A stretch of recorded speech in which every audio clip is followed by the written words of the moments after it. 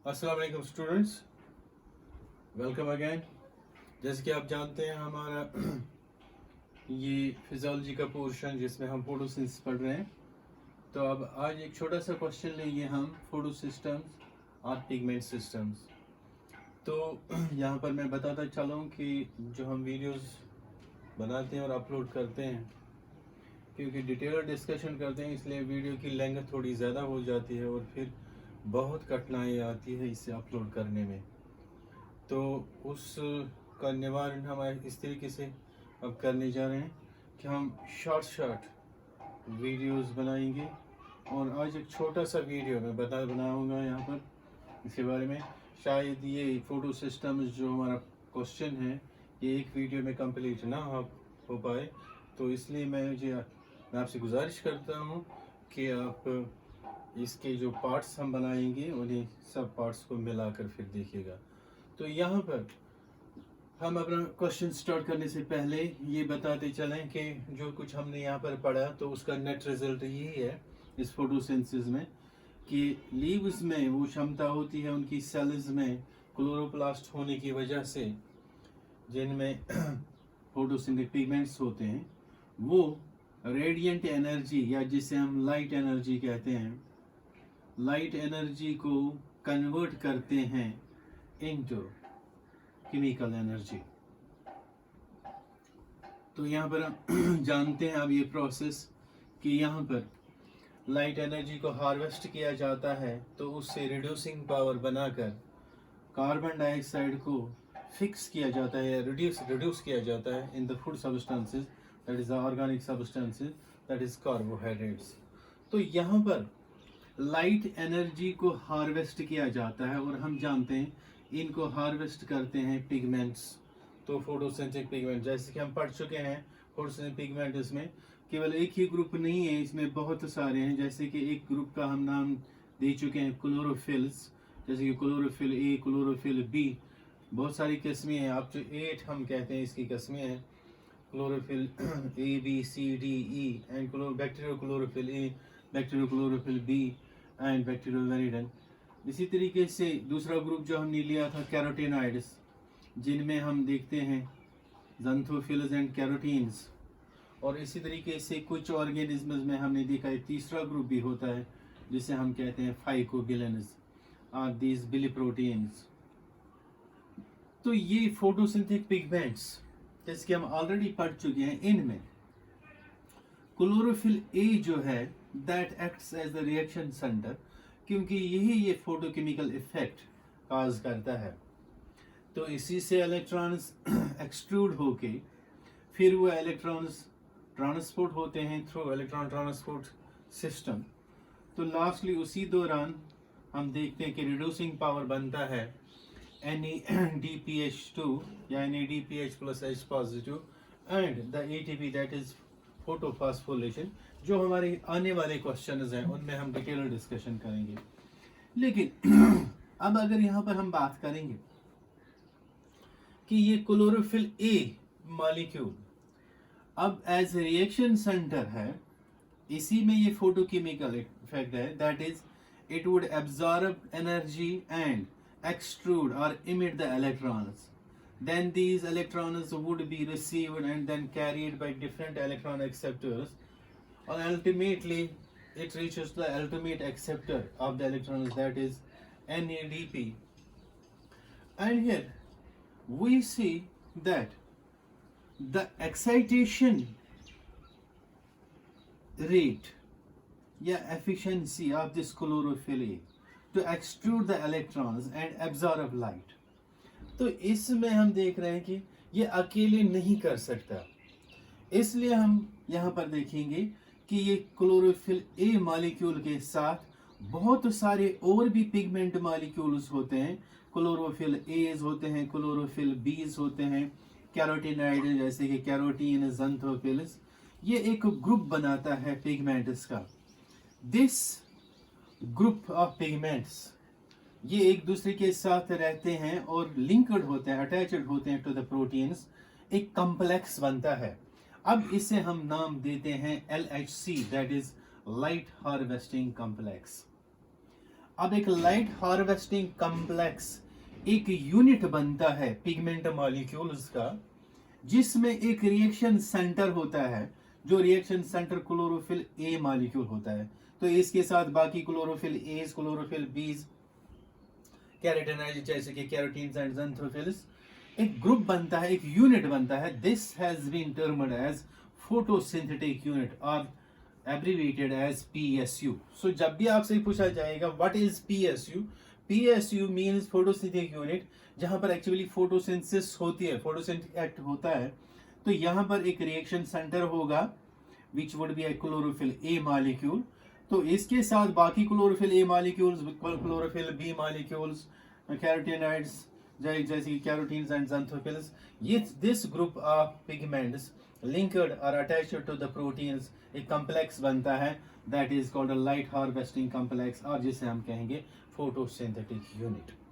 Now यहाँ पर pigment, इसमें क्लोरोफिल्स का तकरीबन कहते हैं कि तकरीबन 200, कुछ साइंटिस्ट कहते हैं 200 मॉलिक्यूल्स होते हैं, कुछ कहते हैं ये जो बाकी पिगमेंट्स है तकरीबन 250 से 400 तक होते हैं।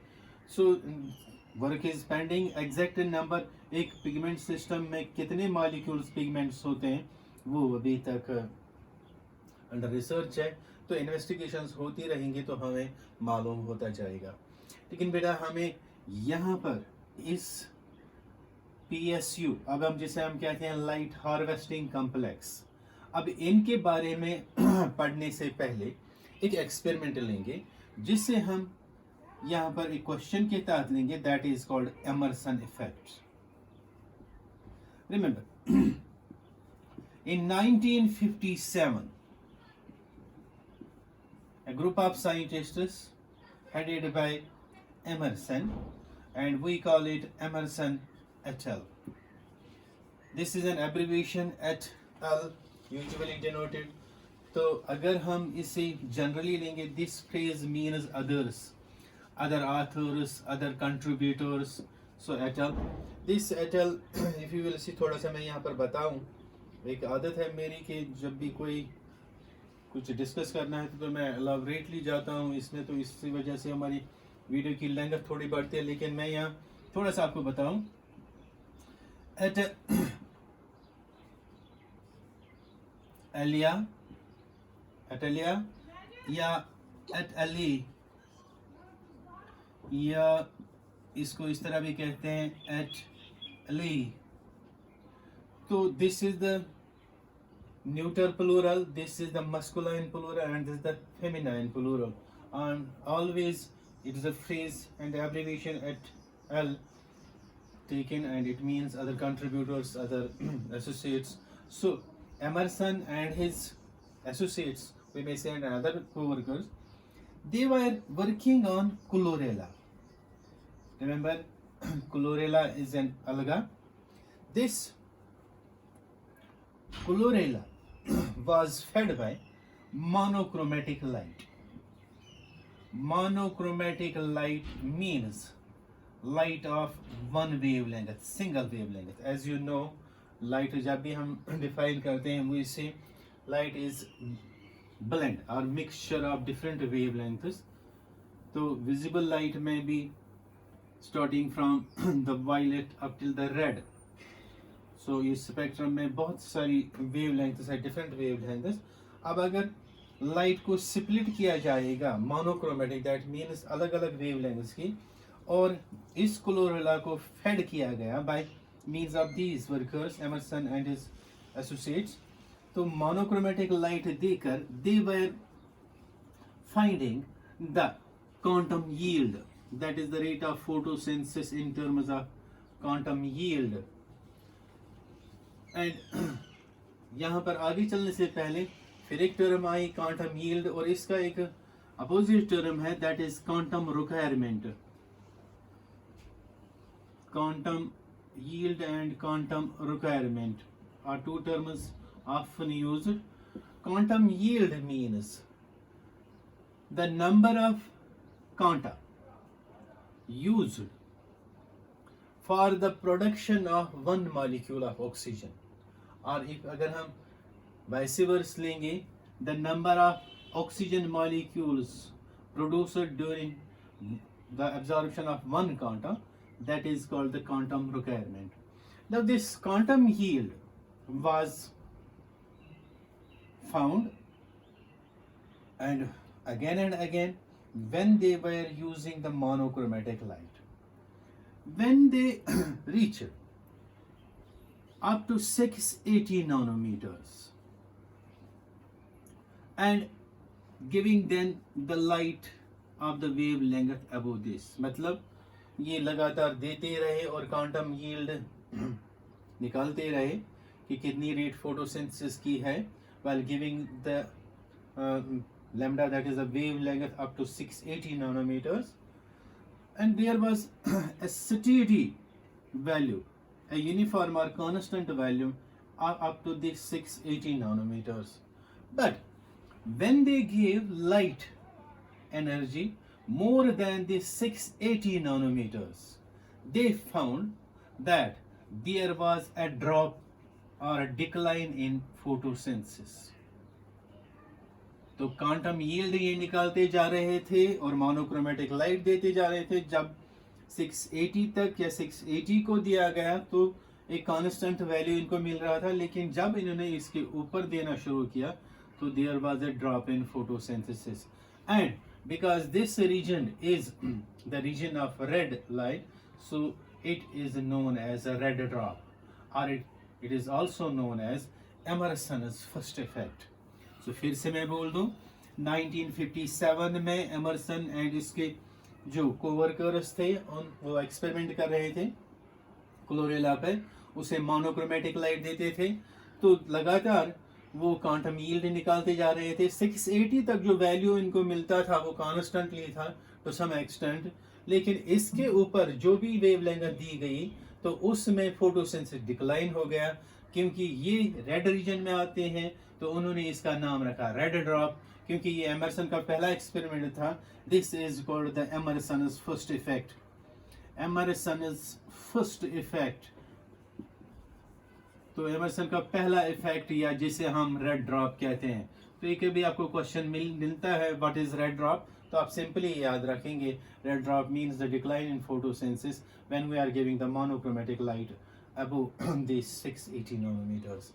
Now here they now performed another set of these experiments, and at this time they gave the light wavelengths up to 680 and also gave the white light wavelengths above this, that is above 680 nanometers simultaneously. You know the term simultaneously. So simultaneously shorter wavelengths and longer wavelengths were given, and they were surprised that there was the maximum this quantum yield, and quantum yield जो यहाँ पर था maximum था. So there was enhancement in the rate of photosynthesis. This is now called the photosynthetic enhancement, or this is also known as Emerson's second effect. So photosynthetic enhancement or Emerson's second effect means that कि जब भी दो type की wavelengths दी जाती है, shorter और longer wavelengths, simultaneously there is increase in the rate of photosynthesis or quantum yield, and that has been described as the enhancement in the photosynthesis or photosynthetic enhancement, या इसे कहते हैं Emerson's second effect. Now here, these were the experiments carried out by Emerson and his co-workers. Now what is the reason why this is occurring? तो इसी का हम यहाँ पर जवाब देंगे, फिर हम नेक्स्ट वीडियो में इसको आगे बढ़ाएंगे. लेकिन यहाँ पर इस नेक्स्ट इसे जवाब देने के से पहले हम थोड़ा सा आपको यहाँ पर इस क्वांटम यील्ड के बारे में फिर से बता दें. It has been found that about 8 quanta of light are used for the evolution of one molecule of oxygen. क्योंकि हम जानते हैं 1 molecule of carbon dioxide is being fixed, 1 molecule of oxygen is being released. So either for the fixation of 1 molecule of carbon dioxide or for the evolution of 1 molecule of oxygen, 8 quanta of light are being used. Now can we say for 1 quanta, एक कांटा कितना निकाल सकता है? तो अगर हम लेंगे that would be 1/8. Now 1/8 molecules of oxygen are being released or evolved by 1 quanta of light. Now अगर हम इसकी परसेंटेज निकालेंगे that means 1/8 into 100, that is about nearly 12%, some more than 12%. So this is the quantum yield. So ये quantum yield की बुनियाद पर यहाँ पर एमरसन और उसके एसोसिएट्स ने ये बता दिया कि इसका रीजन क्या हो सकता है. Let's try to understand that. एक पहला रीजन कि यहाँ पर जो पिगमेंट सिस्टम होंगे